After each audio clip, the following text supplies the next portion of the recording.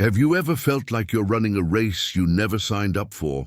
You look to your left and someone is speeding ahead. You look to your right and someone else seems to have a smoother path. It's a quiet, aching feeling that you're falling behind, that you're not quite enough just as you are. We measure our own messy, complicated lives against everyone else's highlight reels. It's like being a river that wishes it were a mountain. The river sees the mountain's majestic, unshakable strength and feels weak in its own constant flow. It doesn't realize that, while the mountain stands still, the river has the power to carve canyons, to quench thirst, to sing as it travels to the sea.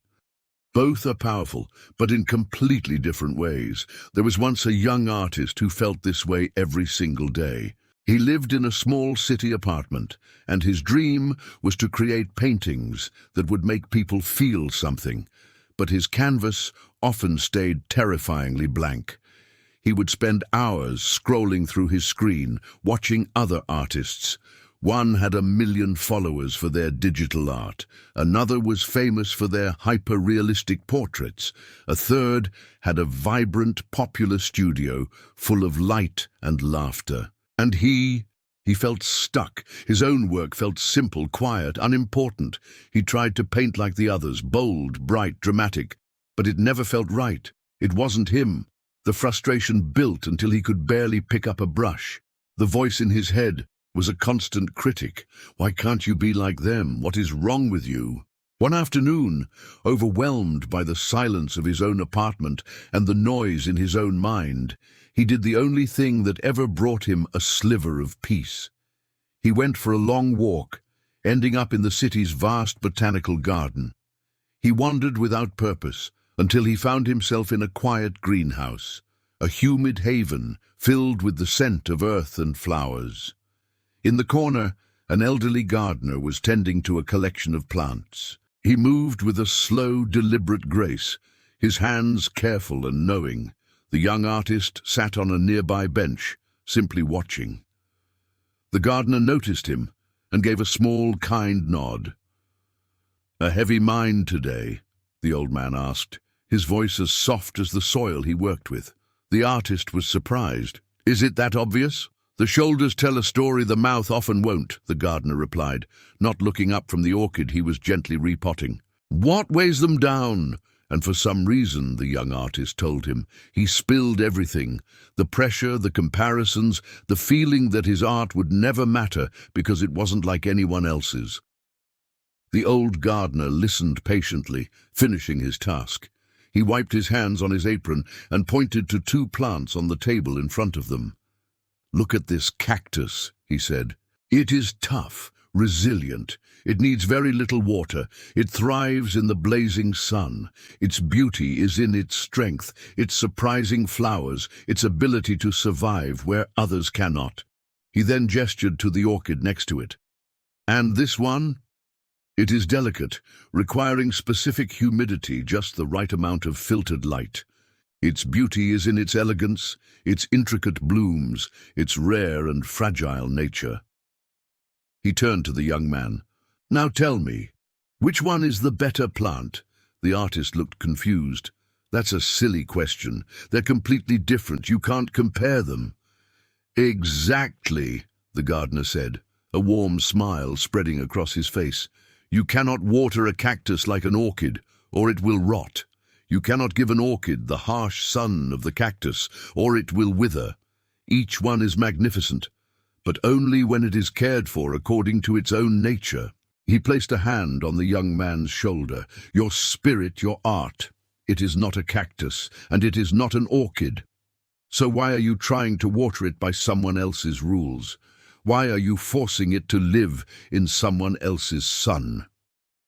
The words landed in the artist's heart, not like a seed, but like a rainstorm on parched earth.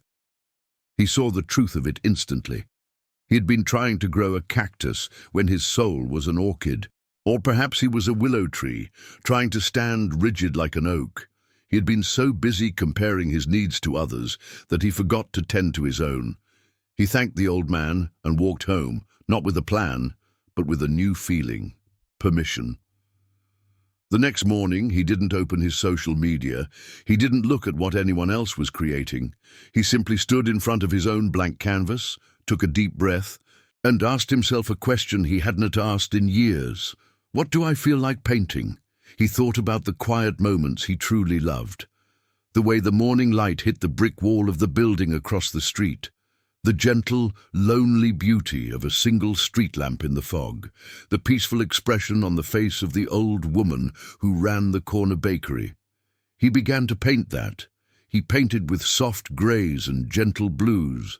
He painted quiet scenes and simple moments. It wasn't loud or dramatic, it was calm. It was honest, it was his. He didn't paint for fame or for followers. He painted for the peace it brought him. He painted for the joy of honoring his own unique way of seeing the world. And a beautiful thing began to happen. People were drawn to the quiet honesty in his work.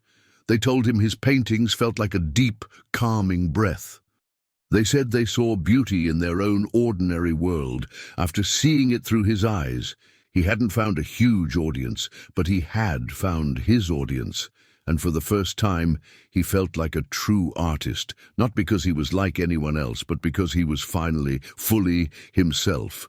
The moral of this story is that your value isn't hidden in someone else's shadow. It blooms in your own light. You will always feel incomplete if you try to assemble your life using another person's blueprint. A symphony cannot be judged by the rules of sculpture. A forest is not a failure for not being a desert. Your journey is not meant to be a copy of another's path. It is meant to be the unique, singular, and beautiful trail that only you can leave behind. Tend to your own garden. Learn what you need to thrive, your own amount of sun, your own kind of water. Protect your peace, nourish your curiosity, celebrate the qualities that make you, you. For in a world that often asks us to shout, there is incredible power in your unique whisper. And that whisper might be exactly what someone else needs to hear. Remember, a star does not strive to burn like the moon. It simply shines with the light that is inherently its own, and in doing so, it finds its place in the constellation of the universe.